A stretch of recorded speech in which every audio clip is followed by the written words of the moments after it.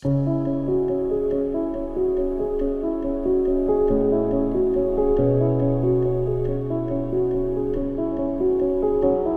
name is Jnanesh Kumar, and I'm currently with Salesforce for the last 8 plus years. And I have been a HR person throughout my life for the last 27 years. This is what I've been doing ever since 1994. So, Sandeep, let me first clarify that I would speak as an individual and not necessarily representing the company I work for, uh, because it will have its own official statements to make. But from my perspective of what I have seen, um, the world is not going to be the same. It is going to change. It is going to be in a blended model from what we have been witnessing in the past. I don't think we will go back to the age-old 9 to 5 kind of a scenario. And this is like the story of the golden goose. You understand the advantages of this. You put all the advantages on one side and the disadvantages. Of course, there are some disadvantages, but in the final scheme of things, I would assume that the advantages of having a blended model for the kind of industry I come from, the IT industry, is definitely going to be far more than than the cons part of it. And if somebody can, to look at the pros and cons, I think this whole game will change in the days ahead.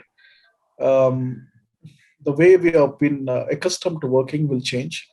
In fact, somebody said that people actually don't miss work because now they have understood how to work. If for 18 months to 2 years, if you have been working remotely and your metrics has not dipped, if your output has not changed, if your productivity has not gone down, that means we have figured it out. What probably we are missing is our socialization, our collaboration, our need to interact with our colleagues and meet them. So maybe the workplace of the future will be created in such a way that we don't miss that part. We get an opportunity to do our training, to have our customer meetings, to reach out to our colleagues, but yet the core work for what you are supposed to stay relevant actually happens in a place which is not the so-called workplace of the past. So you may end up figuring out new places. You may end up figuring out new models of working. It could be, if we all understand that in certain cities, if the home space is going to be a constraint, we may end up taking a small setup, the workplaces for a lesser rent or whatever, and a new kind of a thing might emerge. While the smaller houses and the infrastructure would have been a challenge, most of our employees or professionals would have seen this. But in the days ahead, I think uh,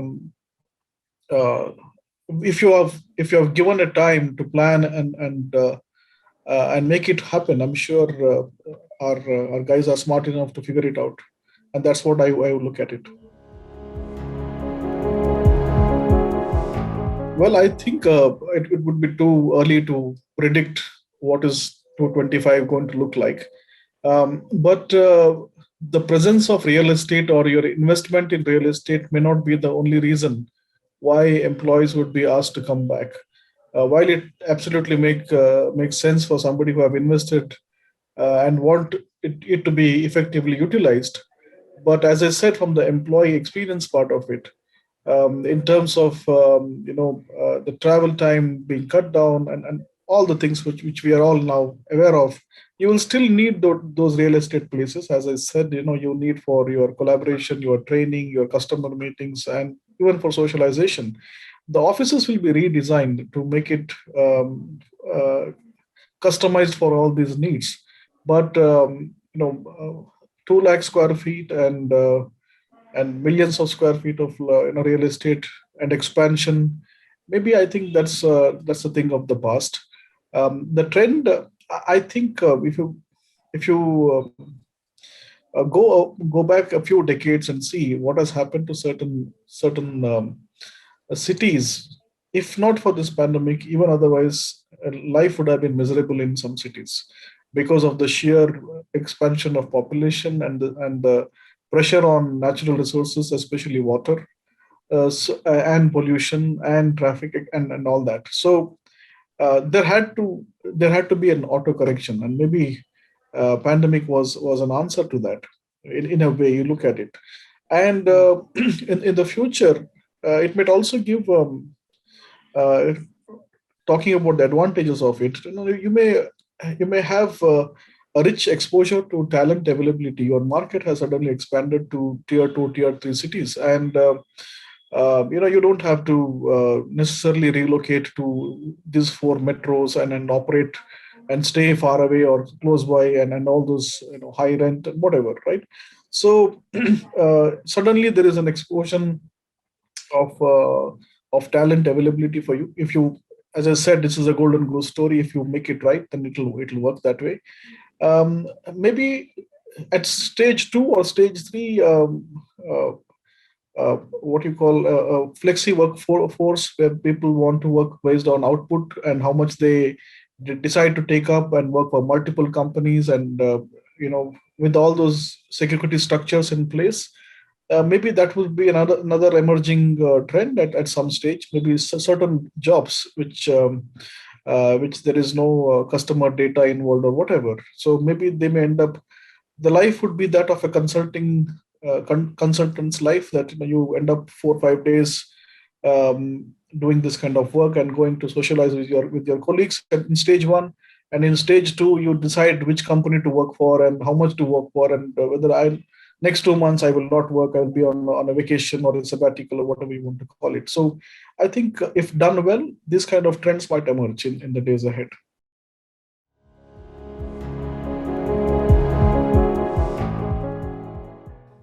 My personal views would be is about those companies and those that set of talent which will stay relevant in terms of technology, in terms of business models, in terms of product.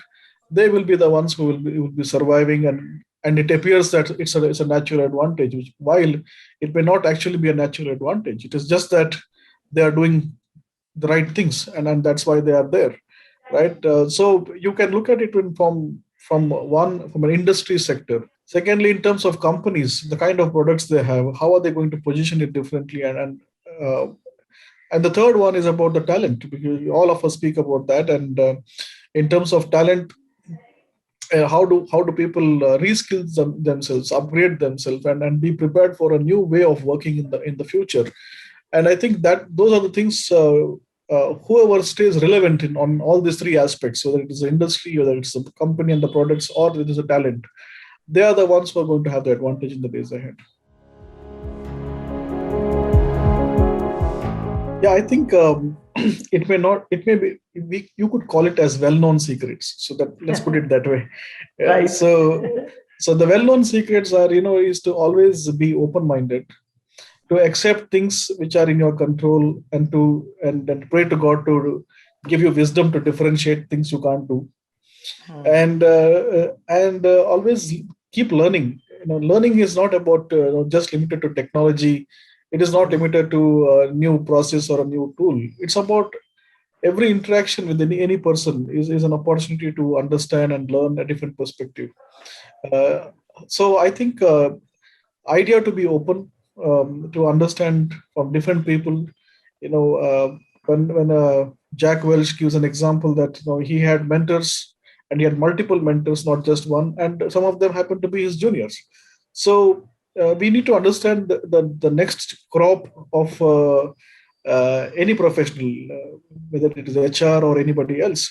They will be definitely smarter. They would have figured out different ways of doing things in a much better way.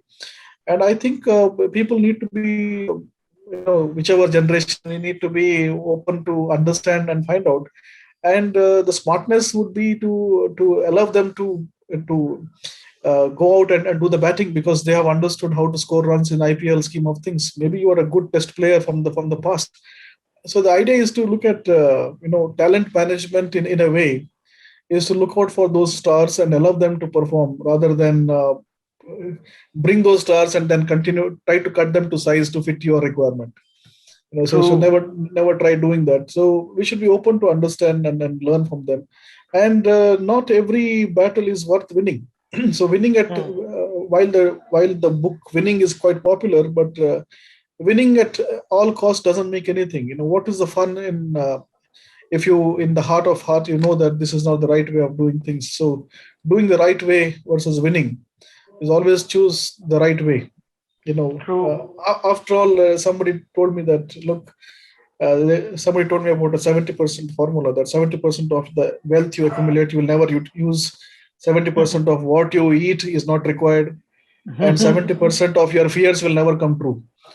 So if that is how it is, then why unnecessarily go and go all the way to win every single battle?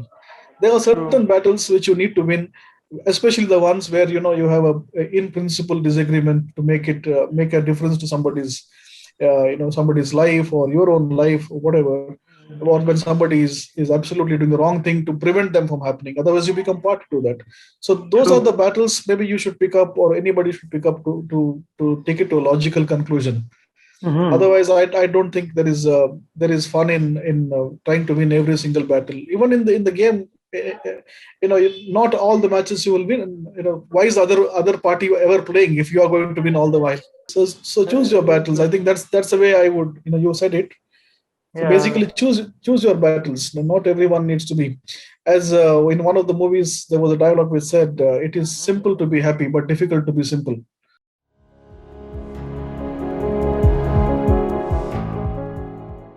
Yeah, so I would only say that don't look for shortcut.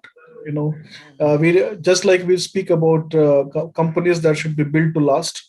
So is your career. It is a journey of the 30-35 years, and if you don't enjoy every single day, it's going to be that much more difficult. So choose what you enjoy doing it for 30-35 years, and the basics will remain the same irrespective of the profession you take. Your value system is going to be the same. So get always your values aligned with the companies you work for, so that there is no conflict, there is no distraction, and there is no challenge from a value conflict perspective. Look for people who are more competent than you, and be in that company so that you learn. Uh, as somebody said, if you are the smartest person in the room, then you're in the wrong room. Exactly. True. True. Do So something which you can do for the rest of your life. yeah, Build to last. Yes. so be in a room. You may not be the smartest person, but you'll definitely walk out with some few tips and things which can make a difference to your life. So engage with and um, learning is not limited to either reading or only to webinars. Even YouTube can be used as a good learning tool if you have it. Have a wide perspective. Try to understand how, say, for example, how music can make a difference to your life. So try to understand different aspects of it, and not just be a master in just one area, and then forget about the rest of it. Get your balance in that sense.